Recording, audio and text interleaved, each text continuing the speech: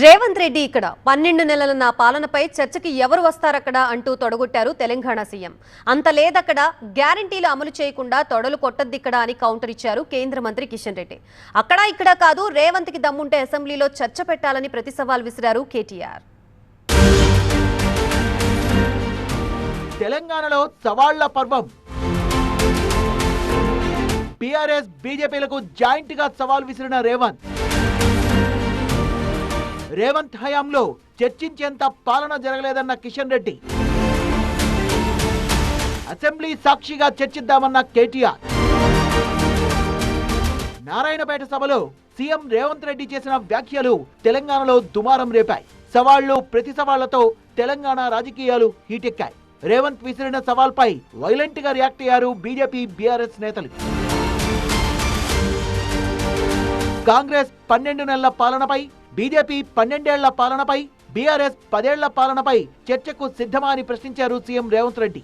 BJP నుంచి కిషన్ రెడ్డి, బండి సంజయ్ ఎవరొస్తారో రండి అన్నారు రేవంత్. సీఎం వ్యాఖ్యలకు కౌంటర్ ఇచ్చారు కేంద్ర మంత్రి కిషన్ రెడ్డి. 14 నెలల పాలనలో రేవంత్ రెడ్డి ఏం చేశారని చర్చించారని ప్రశ్నించారు ఆయన. ముందుగా రైతులకు ఇచ్చిన మాట నిలబెట్టుకొని, ఇచ్చిన మాట ప్రకారం తులం బంగారం ఇచ్చి అప్పుడు సవాల్ చేయాలన్నారు ఆయన. 12 ఏళ్లు మోడీ పాలన మీద, 10 ఏళ్లు కేసీఆర్ పాలన మీద, 12 నెలలు మా పాలన మీద మేము చర్చకు సిద్ధంగా ఉన్నాం. నేను మా సోదరుడు దామోదర్ రాజనరసింహ గారు మేము చర్చకు వస్తాం.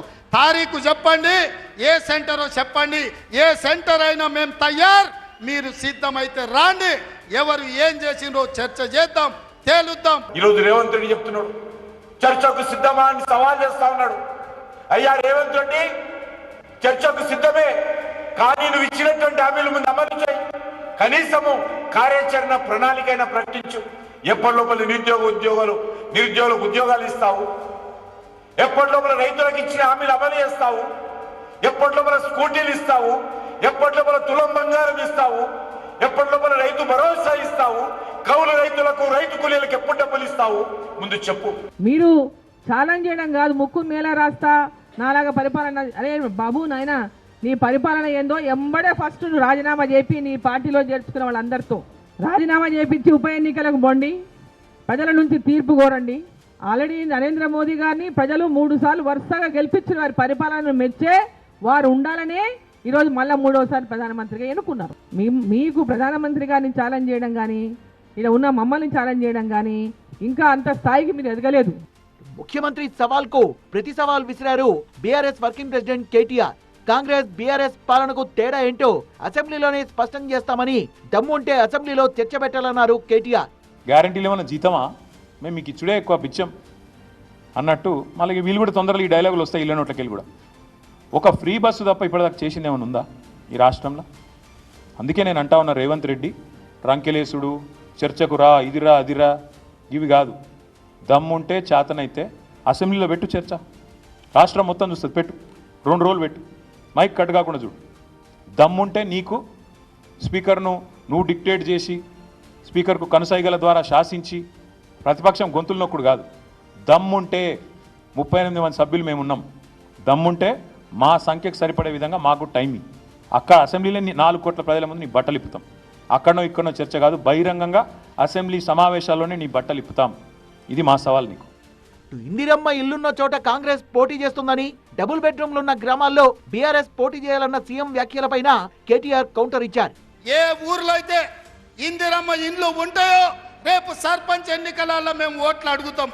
ఏ ఊర్లో మా ఇందిరమ్మ ఇండ్లు లేవో మేము ఎన్నికల్లో పోటీ చేయం. నువ్వు నీ డబుల్ బెడ్రూమ్ ఇండ్లు ఉన్న ఊర్లలోనే నువ్వు పోటీ చేయాలి. నీకు దమ్ముందా?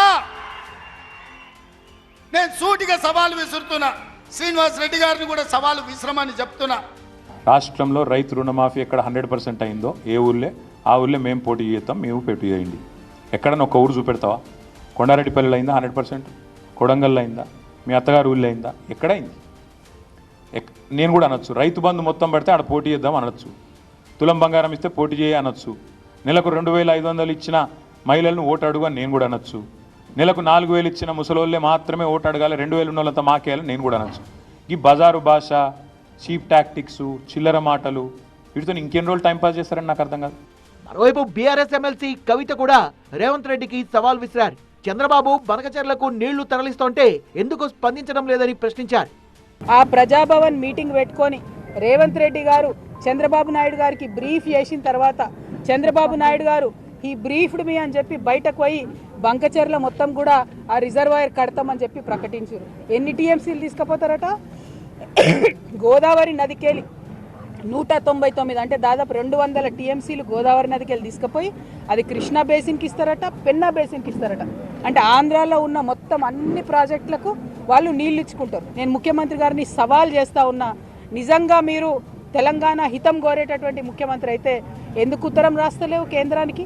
రాయొచ్చు కదా మోడీ గారికి, మేము ఒప్పుకోం ఈ ప్రాజెక్టు చంద్రబాబు ప్రతిపాదనని, కోర్టులో కేసు వేయొచ్చు కదా, ఎందుకు వేస్తలేవు? నీకు తెలంగాణ రైతుల కంటే ఎక్కువ ప్రేమ చంద్రబాబు నాయుడు మీద ఉన్నదా? గురుదక్షిణ చెల్లించుకుంటున్నారా? తెలంగాణలో సవాళ్ల రాజకీయం రోజురోజుకు ముదురుతోంది. విపక్షాల కౌంటర్లకు అధికార పార్టీ ఎన్కౌంటర్ ఎలా ఉంటుందో చూడాలి మరి.